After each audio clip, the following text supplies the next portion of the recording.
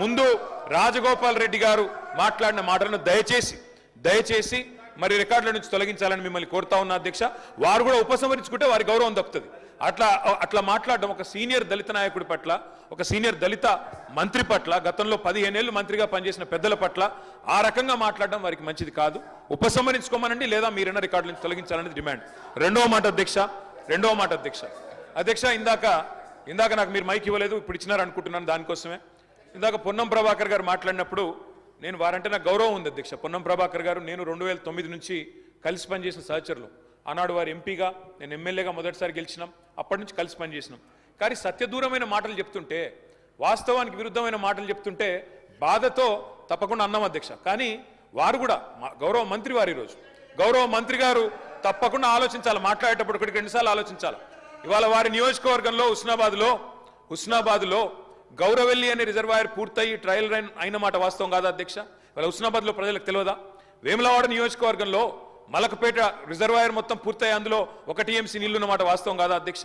ఇవాళ కాళేశ్వరం గురించి మాట్లాడి అదేమి జరగనట్టు నేను మేడిగడ్డకు పోయి వచ్చి మా మీద బురద జల్లే ప్రయత్నం ఏదైతే చేస్తున్నారో అధ్యక్ష, నేను గౌరవ సభ్యులకు తమరి ద్వారా తెలియజేసేది అధ్యక్ష ఒకటే ఒక్క మాట అధ్యక్ష. కాళేశ్వరం అనేది ఒక బరాజ్ కాదు అధ్యక్ష.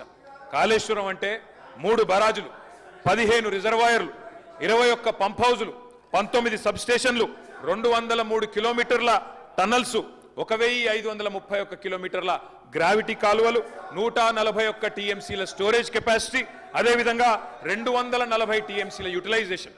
శ్రీయర్ గారు ఏమన్నారు అధ్యక్ష? శ్రీయర్ గారు ఒకటే మాట అన్నారు, స్టెబిలైజేషన్ కూడా తీసుకోవాలి ఒక ప్రాజెక్టులో. కొత్తగా 97,000 కూడా నీళ్ళు ఇయ్యలేదని మాట్లాడితే స్థిరీకరించబడ్డ ఆయకట్టు ఎంత అని అధికారిని అడుగుతుంటే ముఖ్యమంత్రి గారు మాట్లాడనీయలేదన్నారు. గొప్ప ఉదాహరణ నా నియోజకవర్గం అధ్యక్ష. మా దగ్గర అప్పర్ మానేర్ అనే ప్రాజెక్టు నిజాం టైంలో కట్టినారు అధ్యక్ష, 45లో కట్టినారు. ఆ అప్పర్ మానేర్ అనే ప్రాజెక్టు కోసం ఆనాడు రాజశేఖర రెడ్డి గారి ఆనాడు ప్రభుత్వం ఉన్నప్పుడు కూడా పాదయాత్రలు జరిగినాయి. దాన్ని ఎప్పటికప్పుడు స్థిరీకరించాలని, నింపాలనే ప్రయత్నాలు జరిగినాయి. కానీ ఎప్పుడు నింపబడ్డది అధ్యక్ష? మొత్తానికి మల్లన్న సాగర్ కట్టిన తర్వాత మల్లన్న సాగర్ నుంచి వచ్చే కాలువ ద్వారా ఎప్పుడైతే కూడవెల్లిలోకి నీళ్ళు వచ్చినాయో, కూడవెల్లి వాగులోకి ఈరోజు ఏప్రిల్లో ఎర్రటి ఎండల్లో కూడా మా మిడ్ మానేరు, మా అప్పర్ మానేరు ఎండుతున్న మాట వాస్తవమా కాదా? మా కరీంనగర్ జిల్లా శాసనసభ్యులు వారికి తెలుసు అధ్యక్ష, శ్రీధర్ బాబు గారికి, పొన్నం ప్రభాకర్ గారికి. అందుకే ఆ బాధతోనే మేము చెప్పింది, గౌరవెల్లి అయినా, మలక్పేట్ రిజర్వాయర్ అయినా, అదేవిధంగా మా అప్పర్ మానేర్ అయినా, స్థిరీకరించబడ్డ సింగూర్ అయినా, స్థిరీకరించబడ్డ నిజాం సాగర్ అయినా, SRSP పునరుజ్జీవమైనా, ఇవన్నీ కూడా కాళేశ్వరం ద్వారా జరిగిన మాట వాస్తవం అధ్యక్ష. అందుకే గౌరవ మంత్రి గారిని, ప్రభాకర్ గారంటే నాకు గౌరవం, ఎందుకంటే ఉద్యమ సహచరుడు. ఆనాడు పార్లమెంట్లో వీరోచితంగా పోరాడింది కాబట్టి మా నాయకుడు కేసీఆర్ గారు కూడా కరీంనగర్లో, ఇక్కడ అక్కడ కాదు అధ్యక్ష, కరీంనగర్కి వచ్చే బహిరంగ సభలోనే వారిని అభినందించారు. కాబట్టి మాకు అట్లాంటి మంత్రి గారిని అగౌరవపరిచే కుసంస్కారం లేదు. కానీ మంత్రి గారు కూడా వాస్తవాలు చెప్పాలి అధ్యక్ష. గౌరవెల్లి పూర్తయిన మాట వాస్తవం, NGT స్టే ఉన్న మాట వాస్తవం, మలక్పేట పూర్తయిన మాట వాస్తవం, ట్రయల్స్ జరిగిన మాట వాస్తవం.